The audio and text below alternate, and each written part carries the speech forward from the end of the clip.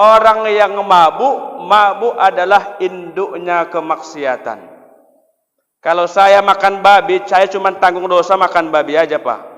Kalau saya berzina, saya cuma tanggung batas dosa zina saja. Tapi kalau saya mabuk, babi ku makan, zina ku embat, bunuh iya. Maka kata Nabi, mabuk itu apa? Induknya maksiat. Orang kalau sudah mabuk, semua udah mau. Nana bunuh waktu, 2 miliar, bunuhnya habis. Ustaz tu lewat, bunuh aja, ambil kereta, habis. Datang orang penjara. Ustaz, dalam Quran kan enggak ada ganja, enggak ada narkoba. Jadi kami boleh lah narkoba, kepala otak kau lah, aku bilang. Dalam Quran itu memang tak disebut ganja, tak disebut barangnya. Setiap yang memabukkan adalah khamar.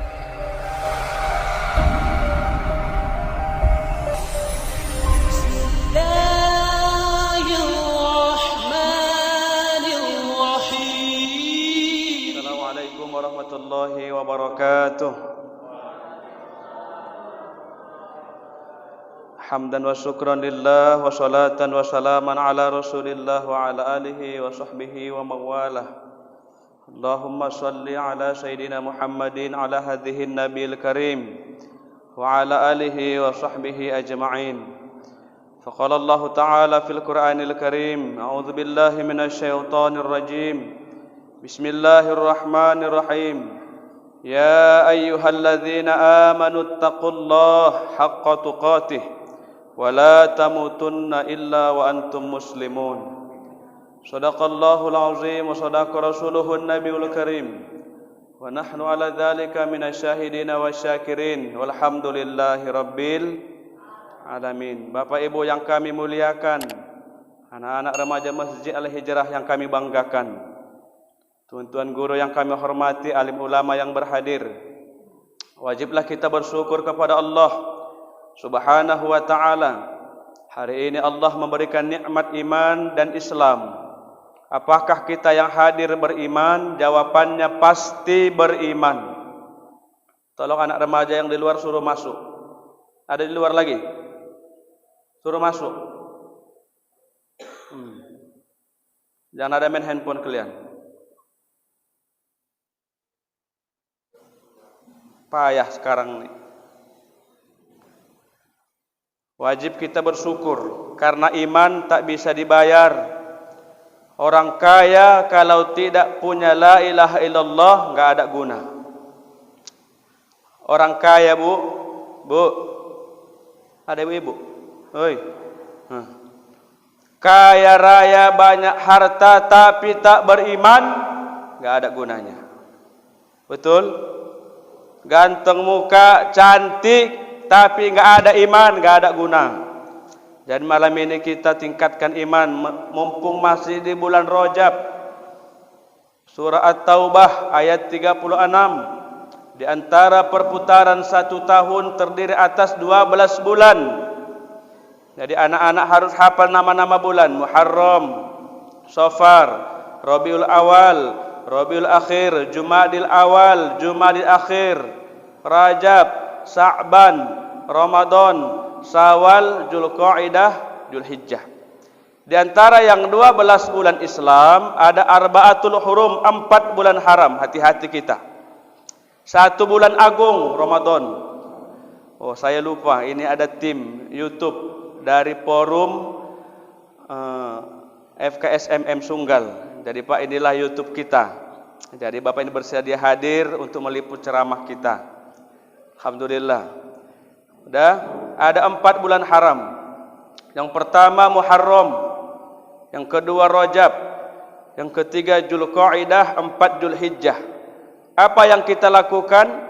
Kata Rasulullah, ketika berada di 4 bulan haram ini, siapa yang berbuat maksiat di 4 bulan haram, apa tadi namanya?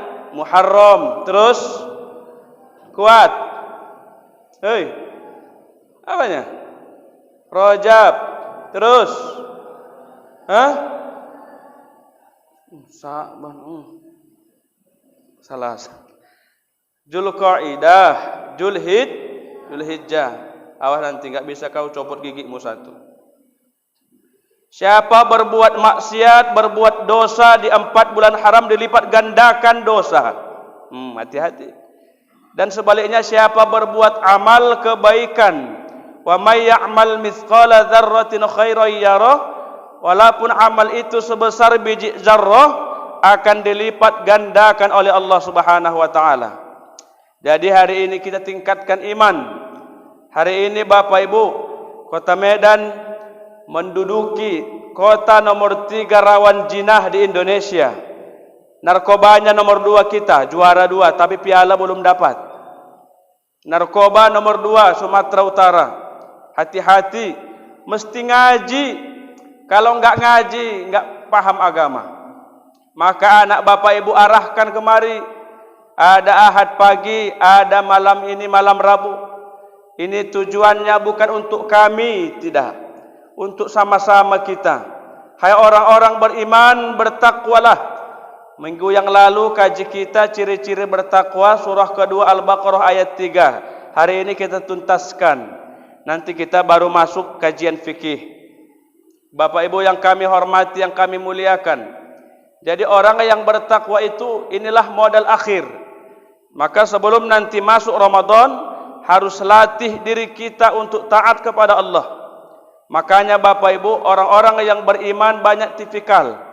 Ada dia ketika berhadapan orang ramai mengatakan dirinya beriman, ketika dia di belakang layar munafik. Ada. Kalau di hadapan kita gini ramai, oh macam tawadu, macam beriman, macam bertakwa. Tapi ketika nanti di belakang kita, justru banyak tingkah yang tak pantas ditiru. Jadi bertakwa. Takwa artinya melaksanakan seluruh perintah Allah. Apapun itu, mau tidak mau, senang tidak senang, harus patuh sama Allah. Inilah risiko orang bertakwa ini. Orang kaya, orang miskin, kalau kau Islam wajib sholat. Itu perempuan perhatikan, jangan cerita kalian. Atau pulang aja, jangan cerita. Ya, orang Islam, orang kaya, miskin, tapi Islam wajib sholat. Anak muda, orang tua, Islam agamanya wajib sholat. Sakit ataupun sehat, masih Islam mengaku wajib. Apalagi, tidak bisa kau berdiri, duduk. Betul Pak? Tidak bisa duduk, berbaring. Enak Islam nih, gratis sholat. Tidak bisa berbaring, isyarat kedipan mata aja. Tidak bisa isyarat, nah, bilang Pak Ramli umumkan. Mati, meniknat, mati sudah. Maka orang yang bertakwa, Ali Imran 102, ini merupakan rukun khutbah Jumat. Ini mesti dibawa sama khatib. Tak dibawa ini ayat, batal khutbah. Apa artinya? Setiap minggu ini ayat diumumkan, hai orang-orang beriman, bertakwalah. Berarti hari ini di dalam ayat Ali Imran 102 ada makna yang sangat dalam harus kita pahami. Lihat, hai orang-orang beriman, bertakwalah. Hari ini Bapak Ibu, kita agama kita Islam. Tapi tidak ada jaminan apakah kita mati dalam keadaan Islam. Itu hari ini Islam agama kita. Tapi enggak ada jaminan apakah kita nanti mati dalam keadaan Islam atau matinya mati fasik atau matinya munafik atau kafir. Enggak tahu kita. Coba Ibu, siapa yang jamin matinya mati agama Islam, tunjuk tangan. Boleh pulang. Bu, enggak ada yang berani. Justru itulah diingatkan setiap Jumat. Hai orang-orang beriman, bertakwalah kalian. Wa'tasimu bihablillah. Pegang teguh kalian tali agama Allah. Jangan berkelompok-kelompok. Ini disuruh. Jangan bercerai-berai. Jangan buat mazhab sendiri. Ini kelompok A, ini kelompok B, ini C. Aku yang paling baik, yang lain ahli neraka. Kelompok kami yang paling, yang lain hancur. Inilah yang terjadi akhir zaman ini hadirin. Nah, kalau kita sudah beriman, Tuntunannya Quran hadis, enggak ada yang lain. Dan jangan buat kelompok, satu agama lurus saja, ahli sunnah wal jamaah. Walaupun ada ikhtilaf, ada yang kunut, ada yang tidak kunut, bantai kau lah, tidak masalah. Pokoknya kau solat subuh. Nah, kita di perumahan ini lebih kurang 200 sekian. Kalau satu rumah satu orang hadir, berarti sudah 200 jamaah setiap maghrib. Nyatanya tidak. Makanya iman ini tidak bisa kau bayar. Tidak bisa. Di dalam rumah tangga pun lain-lain Bapak Ibu dalam menegakkan agama. Ada ayahnya rajin solat, biniknya tak mau solat. Ada istrinya taat, suaminya tak pernah ke masjid satupun. Ini bahaya ini, macam-macam. Padahal satu rumah, satu atap. Ada mamaknya rajin, ada ayahnya rajin, anaknya tak mau kenal agama. Ada. Makanya bersyukur kita. Kata Nabi, "Hei sahabat, tahukah kalian siapakah orang yang mandul itu?" Maka sahabat jawab, orang yang mandul ya Rasul, orang yang tidak punya anak. Kata Nabi, bukan. Itu bukan orang yang mandul. Kata Rasulullah, orang yang mandul adalah di dunia dia banyak anak. Kau ditanya, berapa anakmu Pak? Oh bangga, anakku 8. 1 direktur, 2 kapolda, 3 pangdam. Tapi di antara anaknya yang banyak di dunia, satu pun tidak ada yang soleh. Inilah mandul itu. Makanya melalui forum remaja Masjid Al-Hijrah, ajak anak bapak ibu kemari. Gratis. Tak ada bayar. Ada yang bayar tadi, ada ngutip biaya, enggak ada kan? Gratis. Payah. Ini pun payah. Jadi bapak ibu janganlah mandul awak. Banyak anak tapi tak mampu nanti menolong mamaknya di alam kubur. Untuk apa? Hari ini anak kita baik karena ada maunya itu. Nanti baru nampak, setelah dia nikah baru nampak wujud aslinya. Tah biawak kayak dia, tah buaya darat. Baru nampak setelah nikah. Makanya bapak ibu ceramah anak durhaka jangan kita peruntukkan untuk anak SD, anak TK. Ini perhatikan, jangan cerita kalian, perhatikan. Ceramah anak durhaka ini justru bagi kita yang sudah nikah. Lihat Malin Kundang. Kapan dia durhaka? Setelah nikah. Betul Pak? Lihat Sampuraga Mandeling Natal. Kapan dia durhaka Bu? Setelah nikah. Lihat Alqamah zaman Rasulullah sallallahu alaihi wasallam. Kapan dia durhaka? Setelah nikah. Masuk kalian. Mana minumku weh? Gawat ini. Usah alir mana pakai susu, aku tak ada. Masuk kalian. Jangan ada di luar. Enggak dikasih minum, matilah, udah gratis. Ini teh manis atau kencing apa ini? Kencing kambing. Kau ngarang-ngarang kau ini. Ini enggak panas airnya ini. Tuhanku. Tengok tak kayak mana? Tengoklah.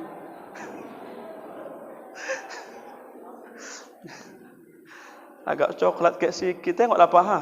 Itu kencing kambing kan? Malah nasib lah Bu, nasib lah jadi ustaz bayar. Beginilah kami ini tak dihormati. Coba datang artis, dikawal dari Kuala Namu. Wih, dikawal. Aku tadi enggak ada yang nyambut pun macam pau awak datang. Ustaz Alirman kemarin bawa kursi sendiri dia.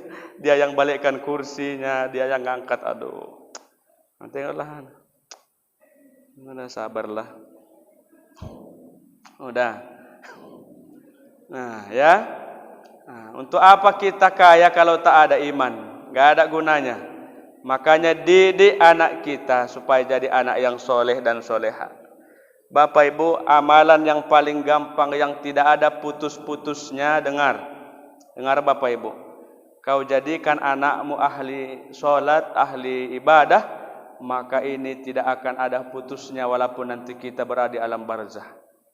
Makanya cukup kita jadi anak durhaka ketika di dalam sholat kita tidak pernah mendoakan mama dan ayah. Udah durhaka itu. Ya, terkadang ada kita kan lupa mama yang dikubur, lupa ayah yang didoakannya apa? Kayakan aku, lindungi keluargaku. Mama yang dikubur lupa. Hati-hati. Bapak Ibu yang dirahmati Allah Subhanahu wa taala, kita lanjut kajinya. Ciri-ciri yang kedua, orang-orang yang bertakwa. Surah kedua Al-Baqarah ayat 3. Yang pertama kemarin kajinya, alladzina yu'minuna bil ghaib. Orang yang bertakwa adalah beriman kepada yang ghaib. Coba anak-anak Ustaz dengar, mana yang ghaib? Sebutkan. Ustaz ghaib atau nyata? Sobat kau bilang aku tabok kau. Sebutkan mana yang ghaib. Iblis jangan tengok kemari kau. Iblis katanya.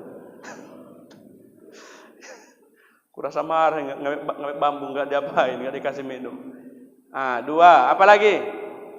Allah, terus malaikat, terus Nabi gaib. Mana sekolahmu? Aduh. Nabi kok gaib? Aduh, mati kita. Inilah Bu, anak-anak sekarang nih. Memang pemerintah juga ini yang salah. Ini masuk YouTube enggak apa-apa saya viral. Kita udah siap-siap aja kami para ustadz nih kan. Apalagi nanti diresmikan undang-undang HIP. Tahu HIP? Haluan ideologi Pancasila, disahkan undang-undang, maka sasarannya kami para dai. Kalau kami ceramah di panggung di mimbar menyinggung pemerintahan, penjara 5 tahun. Ini masuk YouTube ini berdengar orang tuh. Banyak miras di investasi minuman keras dilegalkan. Berusak udah kita nih. Quran mengharamkan, datang waktu dilegalkan. Makanya Pak, kata Nabi, minum minuman keras ini, orang yang mabuk adalah induknya kemaksiatan. Kalau saya makan babi, saya cuma tanggung dosa makan babi aja Pak. Kalau saya berzina, saya cuma tanggung batas dosa zina saja. Tapi kalau saya mabuk, babiku makan, zinaku embat, bunuh iya. Maka kata Nabi, mabuk itu apa? Induknya maksiat. Orang kalau sudah mabuk, semua udah mau. Karena bunuh waktu, 2 miliar, bunuhnya habis. Ustaz tu lewat, bunuh aja, ambil kereta, habis. Datang orang penjara. Ustaz, dalam Quran kan enggak ada ganja, enggak ada narkoba. Jadi kami boleh lah narkoba, kepala otak kau lah, aku bilang. Dalam Quran itu memang tak disebut ganja, tak disebut barangnya. Setiap yang memabukkan adalah khamar. Mabuk judi, sama juga itu. Ini judi ngeri, main togel nih Pak, mimpi ular, 32, pang. Tunggu besok keluar. Kan rusak udah kita. Anak-anak banyak korban. Di kampung-kampung, di kota-kota. Maka orang yang judi enggak pernah menang, kalah pun enggak, hampir aja. Hampir. Kalah enggak, menang enggak, hampir. Pasang 32. Besok keluar berapa? 33, hampir. Tobat dia enggak. Mimpi lagi pasang 65, keluar 67. Tinggal tambah 2 udah dapat. Hampir. Yang kaya itu tokenya, pemain judi melarat, habis. Kompor dijual, kulkas digade, handphone digade, bini pun mungkin dijual. Aduh, rusak. Kapan orang main judi tobat? Cepat kau balik kenal agama. Kalau tidak kenal gawat. Udah, yang kedua, ingat nanti saya tanya kalian. Yang pertama tadi beriman sama yang gaib. Yang kedua, wa yuqimunas shalah, dirikan salat. Jadi Bapak Ibu, orang yang sholat ini istiqomahkan. Orang yang menunaikan sholat dari awal baligh sampai dia mati, maka bersyukur. Makanya Pak, masalah sholat kalau kita boleh cerita, macam-macam tipe orang sholat. Mari kita lihat. Ada orang yang satu hanya sholat maghrib saja. Maghrib aja, Isya enggak nampak lagi, apalagi subuh. Ada maghrib aja nampak waktu. Oh, maghrib. Kita kan tahu. Karena kita 24 jam di sini kan. Ada dia cuman maghrib isya. Maghrib isya. Yang lain tak nampak lagi. Kenapa wak enggak sholat zuhur, asar, subuh? Inilah dulu Pak Ustaz, ini pun udah berat kali kurasa. Yang dua ini pun udah payah ini katanya. Inilah rusaknya ini Bu. Ada yang tambah parah. Cuman Jumatan dia sholat. Aduh. Kita tahu Pak. Aku lama di Jalan Binjai kilometer 11. 7 tahun saya situ. Tahulah kita tuh kan. Cuman Jumatan waktu sholat. Yang lain tak mau sholat. Yang tambah parah, ini lagi yang terakhir. Kapan dia masuk masjid?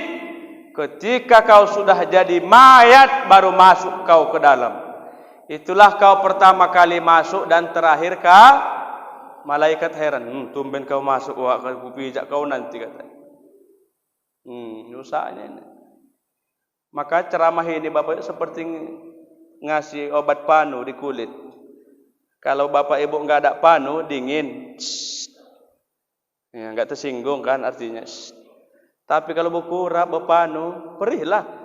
Tersinggung. Jangan pakai lagi Ustaz tuh, radikal, terlalu vokal, keras.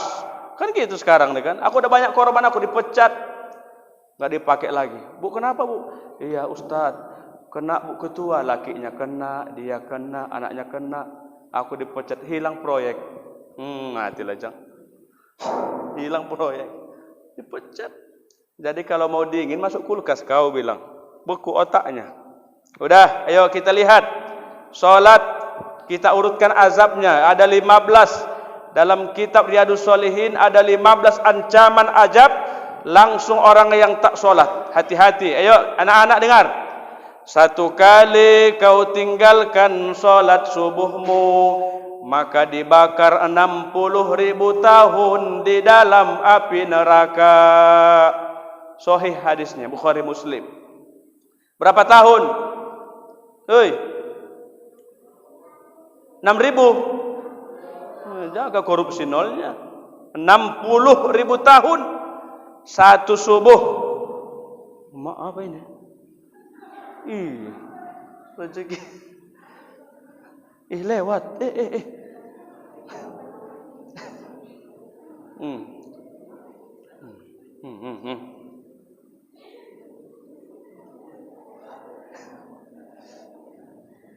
Ya, satu kali subuh tinggal, maka dibakar di dalam api neraka 60.000 tahun. Bapak Ibu, satu harus kita pahamkan. Api neraka bukan seperti api dunia. Dalam kitab Tanbihul Ghafilin dijelaskan, macam tak pernah makan kau. Slow aja. Ya, bagi dua kita. Udah, dengarkan. Api neraka bukan seperti api dunia. Digambarkan dalam kitab Tanbihul Ghafilin 70 kali lipat api dunia. Seandainya neraka dibuka selubang jarum saja dia pak lubangnya, maka hancur aras. Bagaimana kita di dalam neraka? Satu kali subuh 60.000 tahun. Tidak bisa lari, diikat di tiang-tiang. Diikat kau di tiang, ditutup neraka itu. Paling ringan api neraka, baranya diletakkan di bawah kakimu, mendidih otak. Makanya ngeri kita ini. Jangan menganggap diri kita bersih. Jangan menganggap diri kita sudah alim. Tidak boleh orang yang nilai. Siapa yang menganggap dirinya akulah alim, kata Ali bin Abi Thalib, dialah orang munafik. Itu pula kata Ali. Siapa yang mengatakan dirinya cerdas, pintar, dialah orang yang bodoh. Udah ya. Yang kedua, subuh berapa tahun? 60. Hafal kau nanti. Untuk kajian besok Ustaz pakai amplop, nanti ada kuis. Tanya nanti nih. Tadi lupa saya bawa. Udah, 2. Satu kali tinggalkan sholat zuhur, maka dosanya seperti membunuh 1000 orang Islam. Hafal. Satu kali tak sholat zuhur awak, maka dosanya seperti membunuh berapa orang?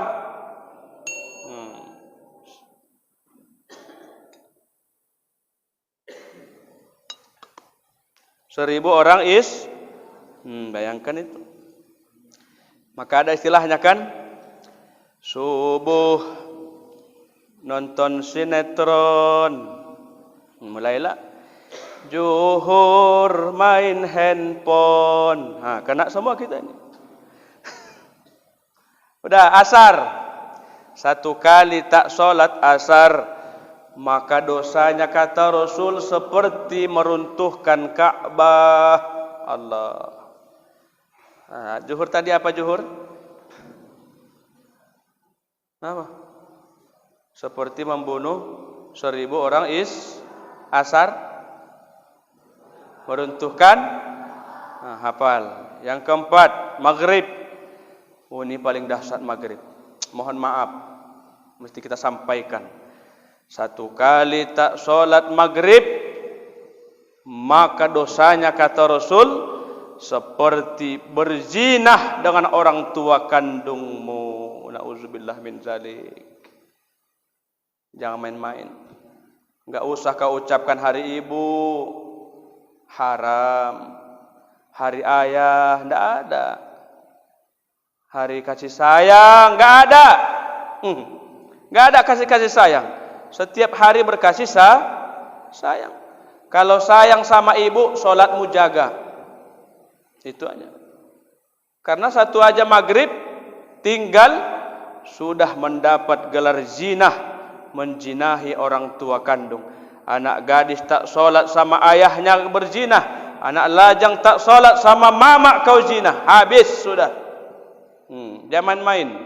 Yang terakhir sholat isya. Satu kali tak sholat isya, bapak ibu, anak-anak kami yang dirahmati Allah, maka dosanya kata Rasulullah diusir dari bumi Allah subhanahu wa ta'ala. Diusir. Pulang kau pergi cari bumi selain bumi Allah. Ayo, Sinabung punya siapa? Kuat jawabnya, punya siapa? Ini ngamuk lagi Gunung Sinabung. Memang orang Karo banyak murtad, Pak. Kami kemarin kunjungan, banyak yang balik lagi. Mabuk, minum tua. Lisoy, jeng. Lisoy, di faktor tua. Oh, permitu. Minum tua. Padahal satu tetes tua itu masuk, ditolak amal ibadah 40 hari, 40 malam. Waduh, rusak. Bodoh lah yang mabuk itu, bodoh. Hancur. Ya. Yang keenam, hafal, nanti saya tanya, amplopnya ngutang. Boleh? Besok saya kasih kalian. Orang yang tidak sholat, nanti matinya kata Rasulullah dalam keadaan haus dan lapar. Seandainya air laut ditumpahkan ke dalam mulutnya, tidak bisa menghilangkan rasa haus. Makanya Pak, manusia mati menurut hobi. Kata Rasul, hobinya zikir, mati zikir. Subhanallah, subhanallah, subhanallah. Hobinya sholat, mati dalam keadaan sholat. Hobinya minum tua, mati masuk paret. Bangun Pak, bangun Pak, bangun Pak. Udah mati. Nah, itulah. Hobinya jinah, mati di atas perut perempuan berjinah. Maka untuk itu tingkatkan sholat kita. Udah. Yang berikut, yang berapa? 7 atau 6? 7. Orang yang tidak sholat, nanti kuburnya akan dililit ular, Sizaul Aqra namanya. Ular dililit. Ada kisah Bapak Ibu, zaman Rasul. Kalau tak silap saya namanya Abdullah bin Amr.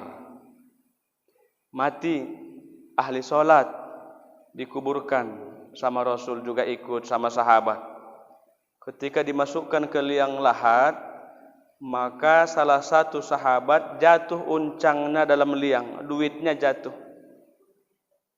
Abdullah itu udah dikubur. Begitu pulang, teringat lagi sahabat ini lapor ke Rasul, ya Rasul, izinkah engkau kita bongkar balik kuburan Abdullah bin Amr itu? Untuk apa? Uang dirham saya masuk ke liangnya. Saya enggak ada duit untuk beli makan. Kata Nabi, nah bongkarlah. Nah adik-adik dengar nih. Apa yang terjadi? Dia rajin sholat. Begitu bapak ibu dibongkar kuburan Abdullah ini, maka keluar percikan api dari liang lahat. Abdullah bin Amr mati gosong. Dilaporkan sama Nabi, ya Rasul, apa dosa Abdullah bin Amr ini? Tapi dia rajin sholat. Dijawab Nabi singkat saja, inilah orangnya suka menunda-nunda waktu sholat. Waduh, menunda aja pun udah ngeri kita, apalagi tak sholat. Menunda aja. Zuhur jam 2, asar jam tengah 6. Omak-omak kan gitu kan, Bu? Kepala bohong. Zuhur jam 2, asar jam 6, hampir mau maghrib. Isanya nanti nonton India dulu. Sayang ditinggalkan Pak Ustadz. Isanya nanti jam 12. Rupanya ketiduran, lewat sampai subuh. Ini rusaknya kita. Udah, sholat ini harus dilakukan. Walaupun terpaksa. Pertama dipaksa dulu. Kalau sudah dipaksa, menjadi kebiasaan. Biasa. Nanti anak-anak kami, anak remaja, aduh, yang kami sayangi, yang kami cintai. Kalau sudah kalian 40 hari saja istiqomah, subuhnya 40 hari, jangan kosong. Insya Allah, udah enak kita bawa badan ke masjid. Ibu pun arahkan anakmu, harus marah kalau anak tak sholat.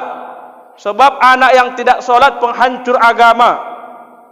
As-salatu imanuddin. Sholat tiang agama. Siapa yang sholat menegakkan tiang agama. Siapa yang tidak sholat menghancurkan agama.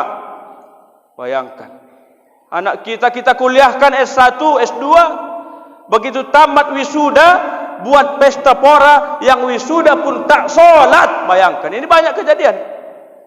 Syukuran wisuda, S1, S2, diundang kita, dibuat kibotan. Akhirnya yang wisuda pun sudah dapat ilmu dari Allah, sanggup dia tak sholat. Ini hati kita. Bahkan pernikahan pun gitu. Nikah, akhirnya si pengantinnya Pak kafir 1 hari, gak sholat. Dulu saya pesta di Labura, gak ada. Saya bilang sama pemain apa itu, sholat, ini zuhur ini, saya bilang. Iya Pak Ustaz. Asar, matikan kau keyboard itu, gak penting sama saya itu, saya bilang. Sekarang banyak gitu kan. Oh, pesta pernikahan, pengantinnya tak sholat, luar biasa. Mama tak sholat, mertua tak sholat, dilaknat habis. Gawat, mau apa lagi? Harus tegas kita ini. Makanya kalau ada orang berzina hamil si perempuan, maka haram kau datang ke pesta pernikahan. Titip amplop saja. Yang marhaban haram datang. Hati-hati. Sambutan marhaban itu ada ungkapan-ungkapan kejadian yang mulia. Muhammad datang dari Mekah ke Madinah, disambut marhaban. Tala'al badru alaina. Pantaslah pula disambut. Yang datang Nabi tak punya dosa, rahmatan lil alamin, disambut marawis marhaban, pantas. Yang hamil, yang bunting duluan haram kau marhabankan. Kenapa? Kau ucapkan di situ ada Quran, kau ucapkan nama Nabi. Orang yang berzina dipecat jadi umat Nabi, haram marhaban. Jangan gara-gara pulut sebungkus, telurnya separuh, longsor kuningnya, hailah Tuhanku. Tolak tuh. Harus tegas kita ini. Tak boleh dimarhabankan. Datang pun haram, titip amplop saja. Dia mau duitnya itu. Duit aja dia mau itu. Hati-hati kita, anak-anak kita hati-hati, jauhi itu. Oke, demikian mungkin kita kuis. Nanti kita lanjut lagi ya. Ayo kita kuis. Demikian hadirin yang menyaksikan YouTube kami, mohon disebarkan. Insyaallah barokah. FKSMM Sunggal Kutalim Baru. Jadi kami sudah membuat 32 masjid dan musolah yang tergabung Ahad subuh. Jadi lebih kurang jamaahnya sudah hadir 700 atau bahkan 500 orang. Salah satunya masjid kami Al Hijrah sudah bergabung, alhamdulillah. Jadi anak-anak kami, mari kita hadir Ya, YouTube kita dibuka, banyak ceramah-ceramah ustadz yang bagus-bagus. Silahkan dibuka, dilihat, diamalkan. Mudah-mudahan. Jangan lupa like dan subscribe pula. Demikian. Assalamualaikum warahmatullahi wabarakatuh.